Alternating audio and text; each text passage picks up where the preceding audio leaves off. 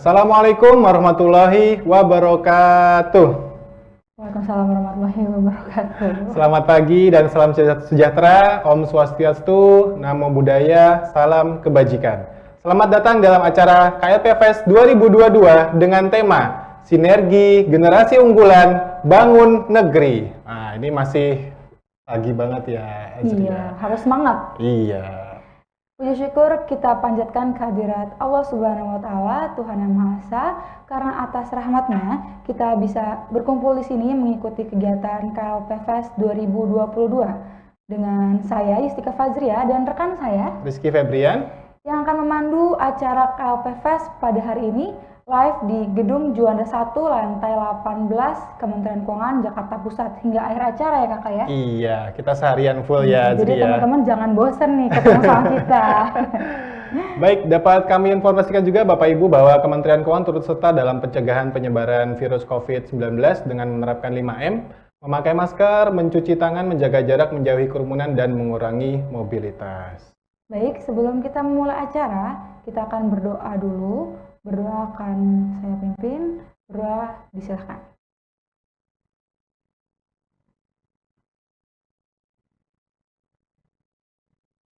Berdoa dicukupkan. Baik, Ajri, hari ini udah hari keberapa ya? Hari ini itu hari ke-6. Hari ke-6 ya, udah dari minggu lalu ya, hari ke-6. Kemarin kita sempat MC bareng, sekarang Iya, MC bareng lagi kita ya. Nah, ini udah hari ke-6, kita sampai tanggal berapa sih, Ajri? Kita akan melaksanakan KLP Fest 2022 ini sampai tanggal 19 Oktober 2022. Sampai tanggal 19. Wah, berarti masih ada berapa hari lagi ya? Masih lumayan panjang gitu ya? Iya. Ya, jadi memang Bapak Ibu sebagaimana diketahui ya, jadi acara ini memang didukung oleh seluruh kementerian lembaga maupun pemerintah daerah yang berpartisipasi dan teman-teman kepanitiaan dari mahasiswa dan atau lulusan STAN 2022. Nah, ini akan ada kurang lebih 112 KLP ya, Azri ya. Nah, hari ini ada berapa, Azri? Hari ini kita akan kedatangan 11 dari mana aja instansi yang tuh? akan hadir. Dari mana aja, Yang Azri? pertama ada Kementerian Perdagangan, Ada dari Pemerintah Kabupaten Kulon Progo, Pemerintah Kota Blitar, Kejaksaan Agung, Pemerintah Kabupaten Tangerang, Badan Nasional Pencarian dan Pertolongan, Pemerintah Kabupaten Berau, Pemerintah Kabupaten Muara Enim, Pemerintah Kabupaten Boyolali, Kementerian Ketenagakerjaan, dan yang terakhir nih kakak ada Kementerian Hukum dan Hak Asasi Manusia. Oke. Nah, bagi teman-teman juga dapat mengunjungi website KLP Fest 2022 ya di alamat www.klpfest2022.com. klpfest2022.com. Jangan lupa ya. Oke kakak, karena sekarang masih pagi nih, kita harus semangat sampai akhir acara nanti akan bersama kita berdua. Iya, betul Kita sekali. mau Ajri. jargon dulu kali ya. Oke, Kakak, ya. gimana Nanti kalau jargonnya, misalnya aku bilang KLP Fest 2022, dijawabnya satu sinergi bangun negeri. Oke. Kita coba ya kakak ya. Oke, Nanti teman-teman siap, di Ajri. rumah juga boleh tanpa mengaktifkan mikrofon ya. Ya. Kita semangat di rumah masing-masing. Betul Oke, sekali. udah siap kakak? Oke, Ajri. Kita mulai ya.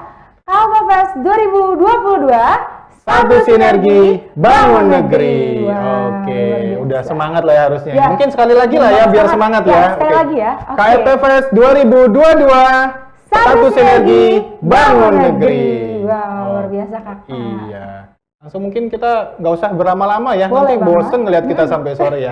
Langsung aja mungkin Ajri ya. Iya. Yang pertama dari mana nih? Ada dari Kementerian Perdagangan. Tapi sebelum memasuki pemaparan, kita akan menyaksikan video berikut ini.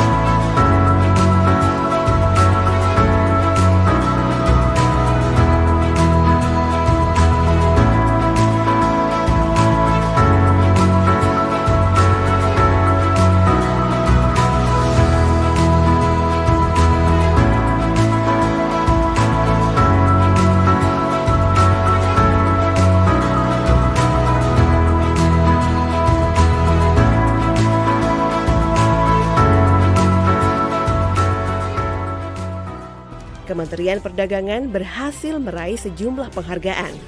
Pada bulan Oktober, Kementerian Perdagangan menjadi salah satu dari 83 badan publik yang berhasil mendapatkan penghargaan Badan Publik Informatif.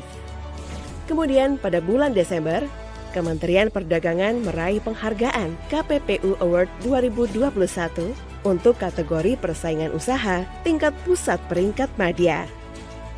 Tahun 2021, seluruh unit kerja Eselon 1 Kementerian Perdagangan meraih predikat Wilayah Tertib Administrasi atau WTA dari Inspektorat Jenderal Kemendak. Dan sebanyak 7 unit kerja di lingkungan Kementerian Perdagangan memperoleh predikat Wilayah Bebas dari Korupsi atau WBK dari Kementerian Pendayagunaan Aparatur Negara dan Reformasi Birokrasi. Kementerian Perdagangan juga memperoleh Indeks Sistem Pemerintahan Berbasis Elektronik atau SPBE 3,42 dari Kementerian Pemberdayaan Aparatur Negara dan Reformasi Birokrasi. Dengan kata lain, Kementerian Perdagangan telah dianggap baik dalam menerapkan SPBE sehingga dapat mewujudkan tata kelola pemerintahan yang bersih, efektif, transparan, dan akuntabel, serta memiliki pelayanan publik yang berkualitas dan terpercaya.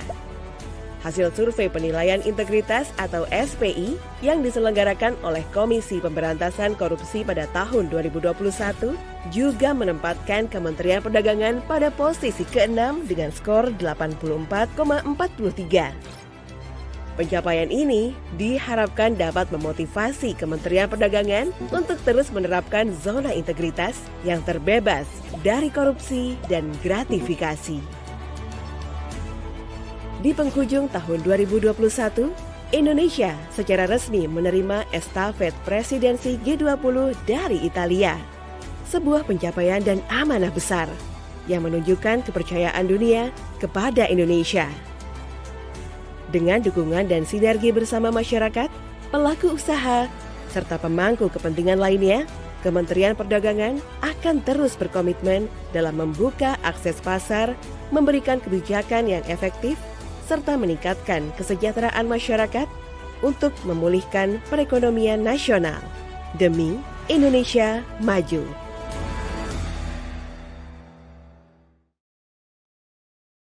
Ditutup dengan menjadi Indonesia maju gitu Ajri ya. Baik, saat ini sudah bergabung dengan kita narasumber dari Kementerian Perdagangan, Bapak Suryo Dewantoro, SPD MBA, selaku analis SDM Aparatur Ahli Madya. Baik, selamat pagi Bapak.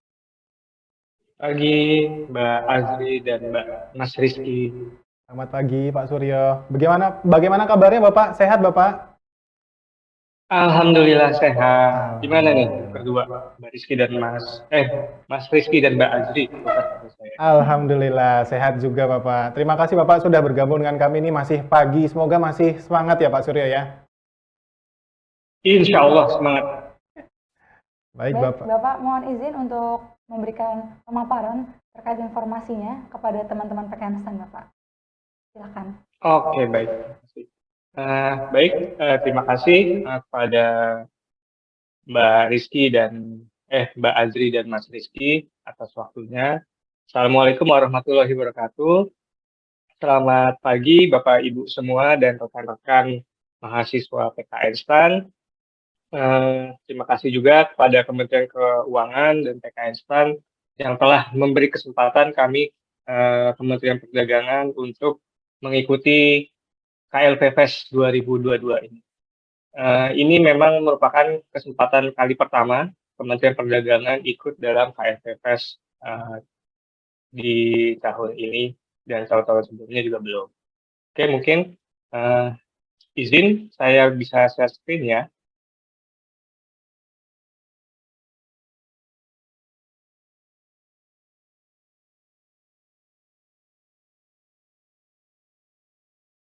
Apakah sudah terlihat Bapak Ibu? Mungkin ini. Sudah Kak. Oke. Ini. Oke. Baik. Terima kasih. Jadi pertama kali saya mohon maaf sebelumnya Kepala Biro kami yang direncanakan akan menyampaikan terkait Kementerian Perdagangan profil, tapi beliau saat ini sedang mengikuti bidding JPT Madya atau eselon 1. Dan semoga beliau lolos ya. Mohon doanya. Oke, next. Jadi tentang Kementerian Perdagangan kira-kira inilah yang banyak ditanyakan. Kira-kira seperti apa sih Kementerian Perdagangan? Di mana sih lokasinya? Kalau masuk ke sana bagaimana ya karir saya? Terus selanjutnya apa sih untungnya kalau saya udah masuk sana? Next-nya, sistem apa sih yang ada di Kementerian Perdagangan? Kurang lebih ada 5 pertanyaan itu yang akan ditanyakan oleh calon pegawai negeri sipil atau mahasiswa akhir PKN SPAN ini terkait Kementerian Perdagangan. Oke, kita masuk ke poin pertama. Pertama, seperti apa sih Kementerian Perdagangan ini? Oke, kita lihat profilnya. Yang pertama di sini adalah dasar hukumnya bahwa Kementerian Perdagangan itu berdasarkan Perpres nomor 11 tahun 2022 tentang Kementerian Perdagangan. Nah, di mana Bapak Menteri kami saat ini adalah Dr. Honoris Causa Bapak Zulkifli Hasan, SME, MM, itu selaku Menteri Perdagangan, dan kami juga punya wakil Menteri Perdagangan yaitu Bapak Dr. Jerry Sambuaga. Kementerian Perdagangan ini adalah bertanggung jawab langsung di bawah Presiden. Kalau mungkin rekan-rekan sekalian pernah baca tentang Kementerian Lembaga bahwa Kementerian Perdagangan ini berada di Kementerian Kelompok 2. Nah, apa sih tugasnya Kemendak ini? Yang pertama adalah menyelenggarakan urusan pemerintah di bidang perdagangan untuk membantu Presiden. Itu pasti, semua KL juga akan seperti itu. Nah, terus fungsinya apa sih Kemendak ini? Kenapa penting Kemendak itu? Nah, Kemendak fungsinya untuk merumuskan, menetapkan, dan melaksanakan kebijakan di bidang penguatan dan pengembangan perdagangan dalam negeri, perlindungan konsumen, tertib niaga, perdagangan luar negeri, peningkatan akses pasar barang dan jasa di forum internasional, pengembangan ekspor nasional, serta pengembangan dan pembinaan serta pengawasan di bidang perdagangan berjangka komoditi, risiko gudang, dan pasar lelang komoditas. Kurang lebih besaran tugasnya seperti itu. Tugas dan fungsi yang diemban Kementerian Perdagangan saat ini. Dan di bawahnya juga ada, ini sebenarnya hanya tugas-tugas yang memang menjadi kewajiban semua KL, seperti pelaksana tugas pembinaan dukungan administrasi, tanggung jawab BNN, dan lain sebagainya. Oke, nah selain itu, yang jadi poin selanjutnya adalah pelaksanaan bimbingan teknis dan supervisi atas pelaksanaan kebijakan di bidang penguatan dan pengembangan perdagangan dalam negeri, perlindungan konsumen dan tertib niaga, perdagangan luar negeri, ekspor nasional, pembinaan risiko gudang, dan pasar lelang komoditas. Ini kalau teman-teman sudah tahu, ini terkait dengan adanya Undang-Undang 23. Adanya pelimpahan wewenang ke daerah. Oke, kita next. Kurang lebih seperti itu ya, profil Kementerian Perdagangan. Tugas dan fungsi, serta siapa sih pemimpin dan wakilnya di Kementerian Perdagangan. Oke, kita next. Nah, ini adalah struktur organisasi kami. Kami ada 13 eselon 1, di mana 9 itu merupakan unit eselon 1 dan 4 adalah staf ahli. Yang pertama adalah Sekretaris Jenderal, Ditjen Perdagangan Dalam Negeri, Ditjen Perlindungan Konsumen dan Tertib Niaga atau PKTN, Ditjen Perdagangan Luar Negeri, Ditjen Perundingan Perdagangan Internasional, Ditjen Pengembangan Ekspor Nasional, Badan Pengawas Perdagangan Berjangka Komoditi, Badan Kebijakan Perdagangan, dan Inspektorat Jenderal selaku pengawas internal. Dan ada 4 staf ahli, ada staf ahli manajemen dan tata kelola, staf ahli pengamanan pasar, staf ahli hubungan internasional, dan staf ahli iklim usaha dan hubungan antar lembaga. Nah, di kami juga ada, kami punya balai, jadi mungkin perlu rekan-rekan ketahui, di Kementerian Perdagangan itu bukan instansi vertikal, jadi kami tidak punya kanwil di daerah-daerah. Yang ada hanyalah beberapa UPT atau unit pelayanan teknis Kementerian Perdagangan. Salah satunya ada Balai Diklat Perdagangan, itu ada di Yogyakarta, Padang, dan Makassar. Selanjutnya ada Balai Standarisasi Metrologi Legal atau BSML, ada di Medan, Jogja, Banjarmasin, Makassar. Dan selanjutnya ada Balai Pengawasan Tertib Niaga, itu ada di Medan, Bekasi, Surabaya, dan Makassar. Sekilas tentang Tusi masing-masing dirjen, kalau Bapak, Ibu, dan rekan-rekan ketahui, Dirjen Perdagangan Dalam Negeri ini adalah terkait urusannya dengan perdagangan yang ada di Indonesia atau di dalam negeri. Mungkin terkait ketersediaan bahan pokok, kesediaan barang, komoditas, selanjutnya stabilisasi harga, ini semua ada di Dirjen Perdagangan Dalam Negeri dan terkait pasar. Selanjutnya ada Direktorat Jenderal PKTN atau Perlindungan Konsumen dan Tertib Niaga. Di sini tugasnya adalah memberikan perlindungan, terus memberikan pengawasan terhadap barang yang beredar di Indonesia, termasuk yang post border. Kalau rekan-rekan sudah ketahui kemarin, Pak Presiden kami, Pak Presiden kita ya, bukan kami ya, Presiden kita Pak Jokowi ada terkait kebijakan post border itu ditangani oleh Dirjen PKTN. Dirjen Daglu adalah membuka atau membuat kebijakan-kebijakan terkait perdagangan luar negeri. Kalau Dirjen PPI ini atau Perundingan Perdagangan Internasional adalah melakukan perundingan-perundingan ya kayak G20, CEPA, segala macam. Terus Dirjen Pengembangan Ekspor ini adalah bahasa kerennya adalah marketingnya Indonesia untuk menjual komoditi atau produk Indonesia ke pasar internasional. Jadi dia menawarkan marketing, pameran, promosi ada di Dirjen PEN. Bapepti, rekan-rekan pasti sudah tahu karena ini lagi jadi tren terkait cryptocurrency itu sedang ngetren, jadi mungkin teman-teman lebih hafal. Selanjutnya ini adalah unit baru di kami di tahun ini, Badan Kebijakan Perdagangan. Dia tugasnya meng-create kebijakan-kebijakan dan menganalisis serta memberikan rekomendasi kebijakan kepada unit-unit teknis yang ada di Kementerian Perdagangan. Kalau Inspektor Jenderal adalah pengawas internal kami. Itu akan berlaku semua juga di KL-KL yang ada. Nah, kalau Balai Diklat Perdagangan, teman-teman sudah tahu, BSML itu, ini metrologi ya, rekan-rekan, bukan meteorologi. Kalau metrologi itu terkait ukur timbang takar. Jadi kalau rekan-rekan ke SPBU kan ada tuh, sudah ditera oleh misalnya Balai Meteorologi Legal mana. Nah, itu untuk memastikan 1 kilo atau 1 liter yang diterima teman rekan-rekan itu adalah benar 1 kilo atau 1 liter. Itu tugas dari BSML dan UPT-UPT yang ada di daerah seperti itu. BPTN ini yang tadi terkait post border, pengawasan barang dan beredar. Oke, next. Selain itu kami juga ada perwakilan perdagangan di luar negeri.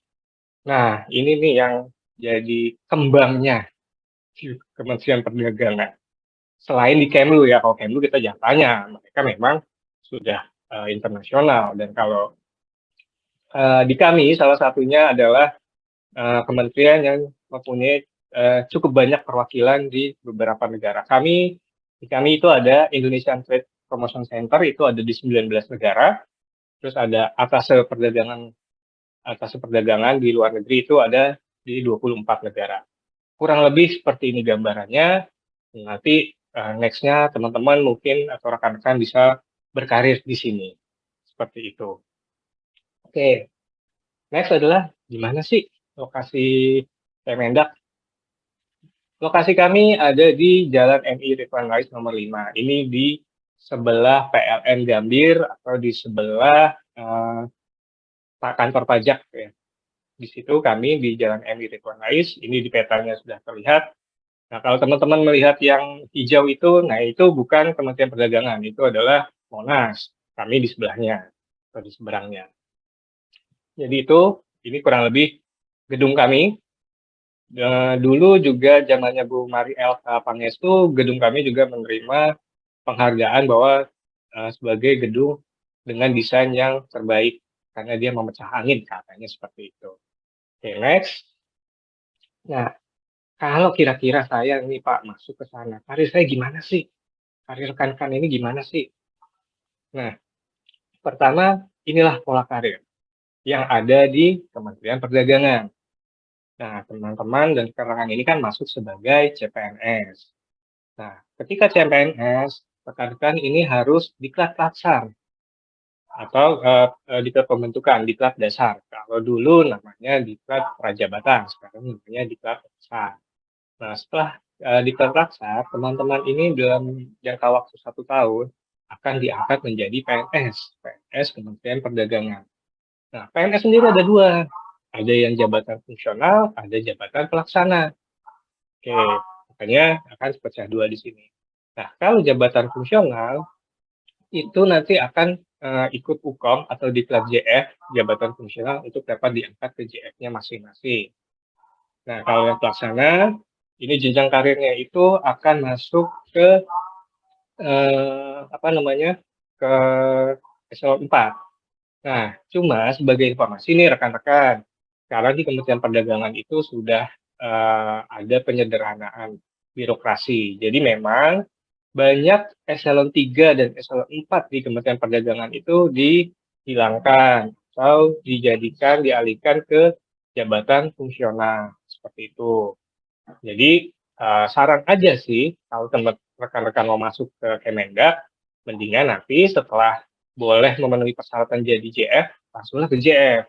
Karena karir di JF itu uh, lebih apa ya, lebih ada karirnya lah, lebih mudah daripada ketika teman-teman masih stay di pelaksana.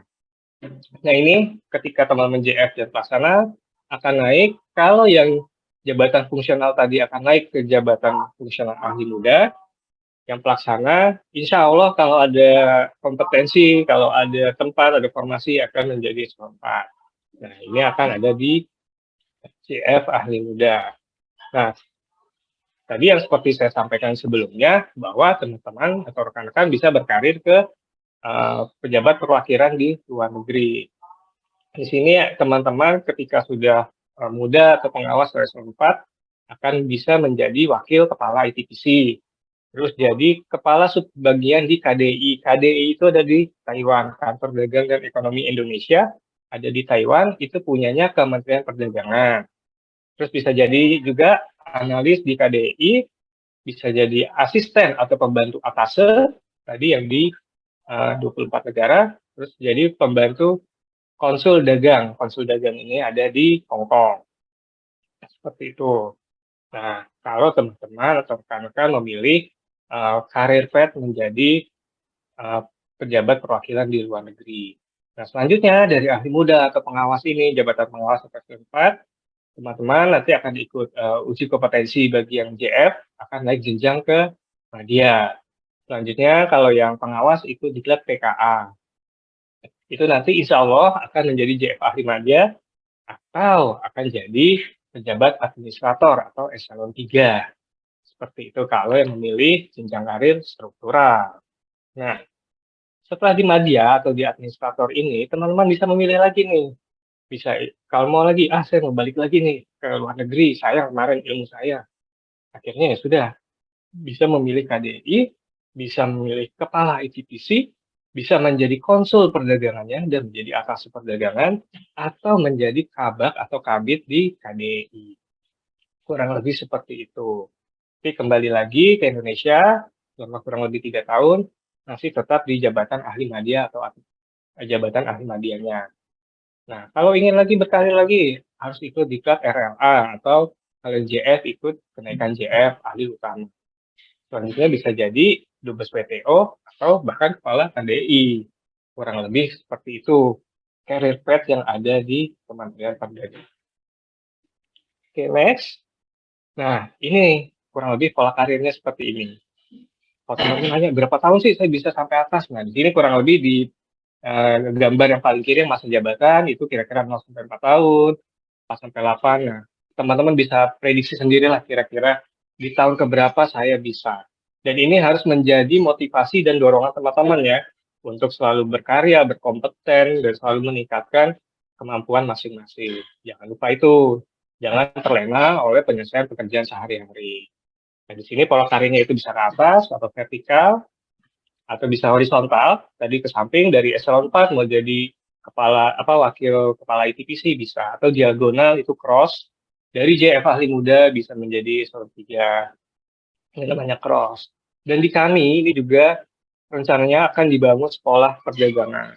Ini untuk program percepatan, karena jujur di kami sedang membangun sistem manajemen talenta. Nanti akan ada penjelasan sedikit di belakang. Nah ini di pengembangan kompetensi, diklat-diklat apa saja yang diperlukan untuk teman-teman naik atau meningkatkan kompetensi sehingga dapat meningkatkan jenjang karir. Oke, selanjutnya, apa keuntungan masuk Kemendak? Apa ya keuntungan masuk Kemendak? Yang jelas semua sama, masuk PNS, bangga dong jadi PNS sekarang. Ya mungkin ada yang nggak bangga sih, cuma rata-rata bangga paling tidak ketika ketemu calon mertua sudah punya SK PNS, pasti bangga dong sama mertuanya. Wah, calon mantu saya PNS nih. Paling tidak aman lah, tidak ada PHK. Seperti itu ya. Oke, nah kira-kira apa sih PNS? Yang pertama itu ini kalau teman-teman bisa lihat ini PKN STAN. Kemarin di Kementerian Perdagangan mengusulkan 4 jabatan, ada Peranata Keuangan APBN Terampil, Peranata Laporan Keuangan, Verifikator Keuangan, dan Bendahara. Karena itu memang jabatan yang sesuai dengan background pendidikan teman-teman semua di PKN STAN. Nah, terus akan ditempatkan di mana sih? Yang pertama di Biro Perencanaan, yang kedua di kami, di Biro Organisasi dan Sumber Daya Manusia, yang ketiga ada di Biro Keuangan, yang keempat ada di Pusat Pengembangan SDM, Ekspor, dan Jasa Perdagangan, yang kelima ada di Pusat Pembinaan Jabatan Fungsional, dan yang terakhir ada di Inspektorat Jenderal. Sebagai informasi, kemarin kami juga telah menerima lulusan dari PKN STAN atau kakak-kakak kelas teman-teman semua, itu ada 14 orang, itu ada di Inspektorat Jenderal. Jadi tadinya sih saya pengen ngajak mereka sharing ya, cuma karena pas dilihat mereka belum 1 tahun, jadi belum merasakan enak dan enak bangetnya di Kemendak gitu, jadi masih so-so aja lah. Jadi ya udahlah, nanti aja kita skip aja. Tapi kalau teman-teman punya kontak kakak-kakak kelas atau senior mau konsultasi ya monggo silahkan. Kira-kira gimana sih di Kemendak? Nah, ini benefitnya. Pertama, tunjangan kinerja di kami sudah di level atau mencapai 80%. Itu sudah cukup lumayan, dan juga mungkin banyak kementerian yang sudah di level 80. Dan next-nya adalah kemudahan mendapat beasiswa dan izin belajar.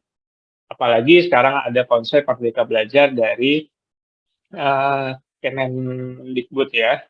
Nah, jadi memang beasiswa dan izin belajar ini terus terang di Kemendak sangat banyak, bahkan banyak banget. Mungkin bisa dilihat itu di bawah ada beberapa universitas yang masih kerjasama dengan kami. Kerjasama dalam arti mereka memberikan beasiswa ya, bukan sekedar kami menguliahkan ke sana, tapi memang ada MOU, ada kerjasama, ada beasiswa yang diberikan oleh universitas-universitas tersebut kepada Kementerian Perdagangan.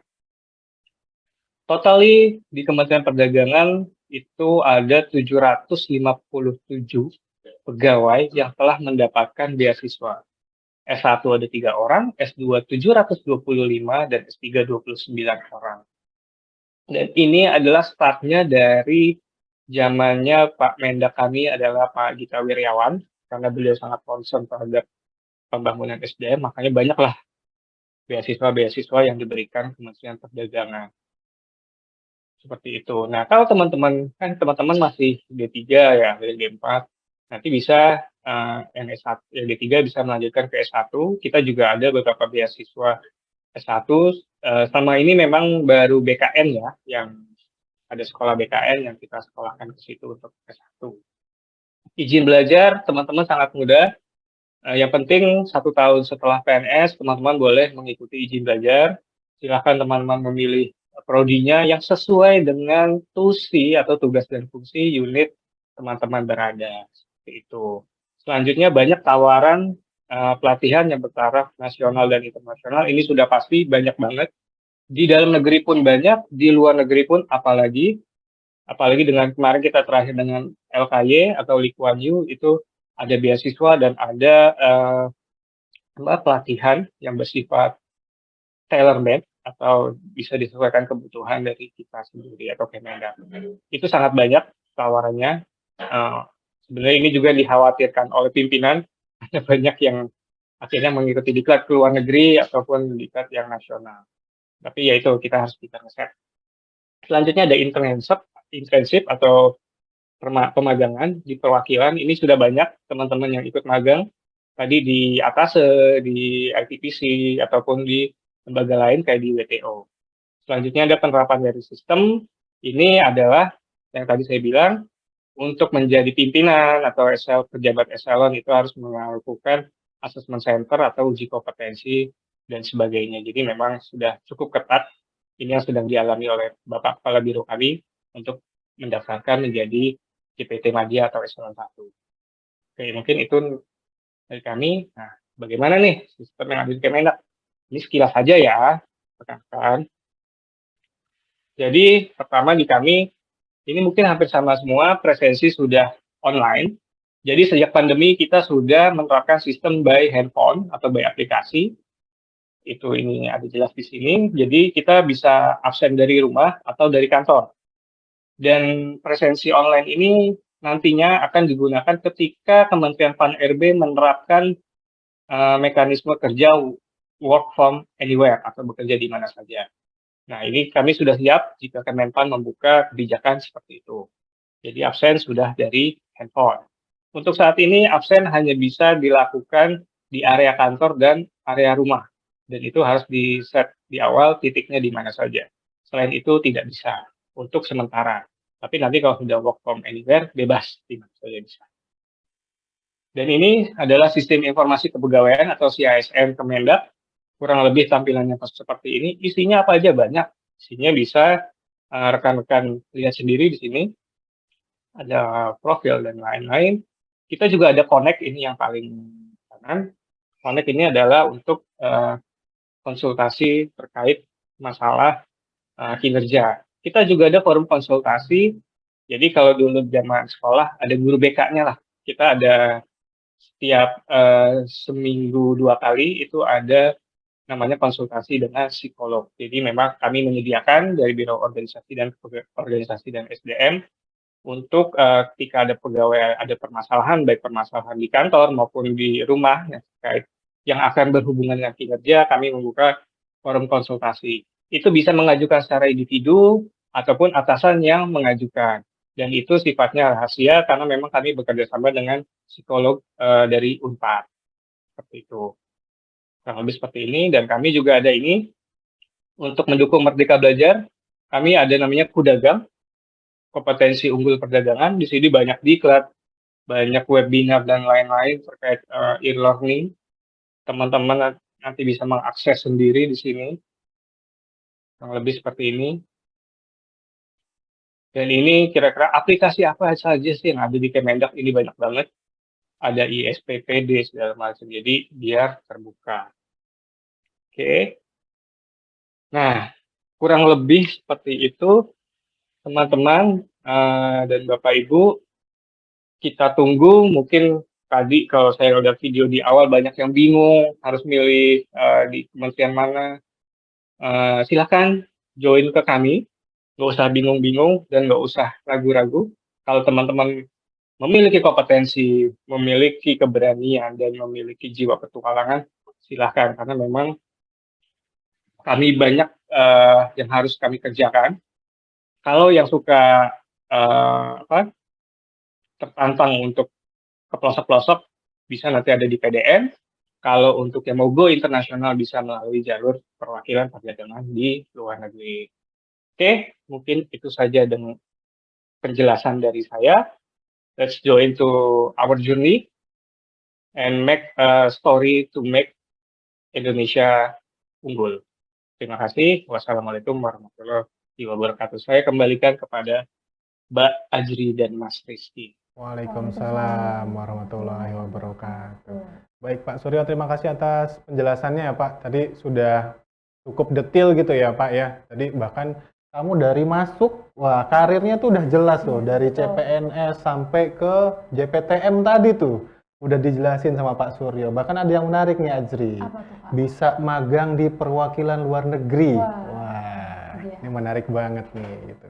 Tapi mungkin kalau masih ada pertanyaan gitu Ajri ya. Ya, kami silahkan untuk teman-teman yang ingin bertanya, bisa raise hand dulu, nanti untuk yang raise hand duluan kita panggil. Oke, silakan rekan-rekan jika ada yang ingin ditanyakan nih.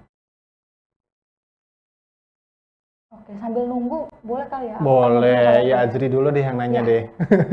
Aku sebagai lulusan Pekemsan nih, Iya, ini lulusan juga nih Pak Suryo nih. yang lagi Luar mencari-cari, biasa Mbak iya Iya. Bapak mau cari instansi mana nih yang cocok. Aku Nah, tadi kepo banget, Bapak mohon izin untuk 4 jabatan yang dibutuhkan Kementerian Perdagangan tadi, berapa jumlah usulan tersebut ya Pak? Misalnya dari program studi akuntansi berapa, kebenaran negara berapa, dan lain-lain. Mohon izin Bapak, silakan dijawab. Oke, baik Mbak Azri. Nanti coba saya cek sebentar ya. Saya tidak hafal, kalau nggak salah. Totally ada 37, tapi breakdown-nya sebentar.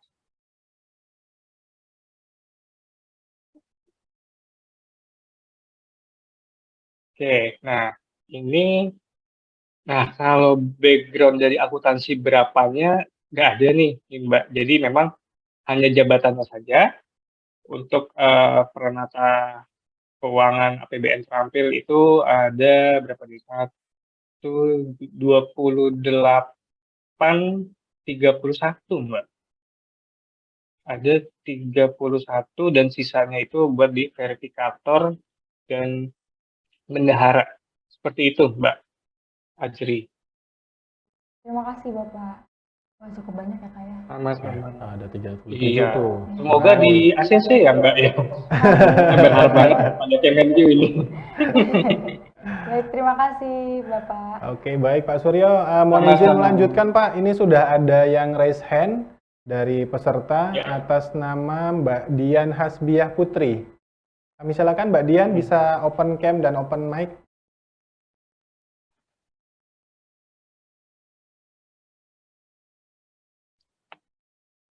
Oke, silakan Mbak Dian.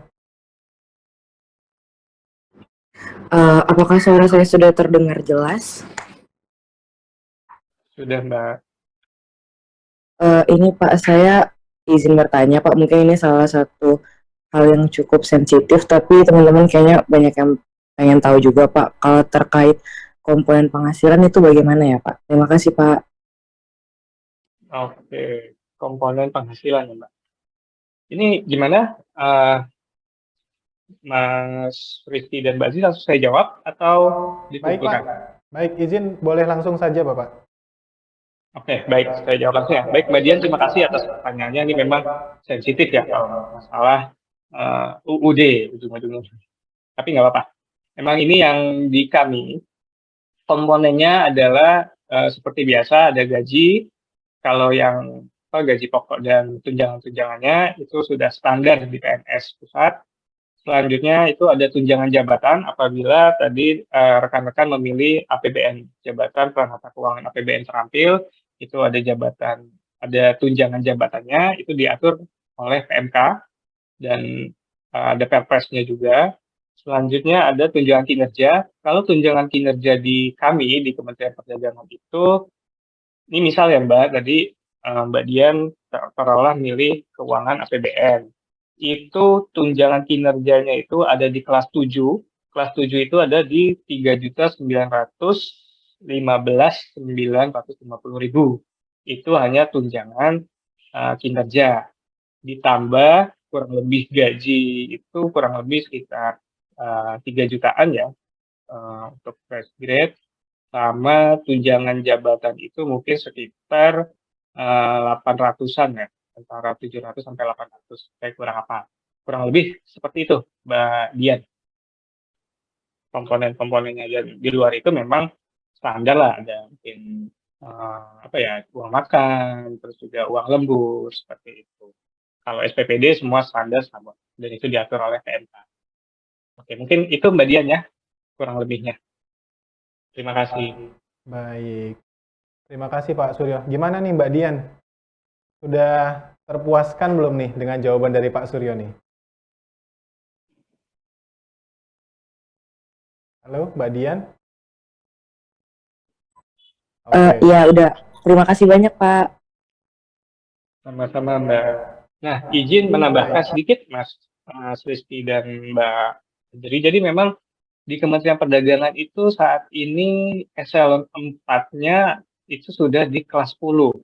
di mana rata-rata KL itu masih di kelas 9. Jadi memang dan di eselon 3-nya itu ada di kelas 13. Kalau KL lain rata-rata ya, mungkin memang ada juga yang masih di kelas 12. Jadi memang kami satu tingkat lebih tinggi kemarin ini sejak sebelum penyederhanaan birokrasi dilakukan. Kami memang menaikkan standar sehingga memperoleh kelas jabatan satu tingkat lebih tinggi dari yang sebelumnya. Mungkin seperti itu, Mbak Ajri dan Mas Rizky. Oke, terima kasih Pak Suryo. Gimana nih Ajri, masih ada kesempatan nggak untuk penanya lagi ya? Boleh kakak, kita buka satu lagi Oke. pertanyaan mungkin dari teman-teman yang ingin raise hand, kami Ya. silahkan. Satu lagi mungkin penanya, jika masih ada yang ingin ditanyakan. Ada nih kak ternyata. Oke, dari Mana ini? siapa ini?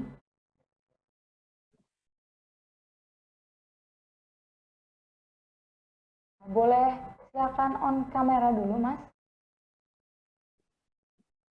Baik, silakan mas.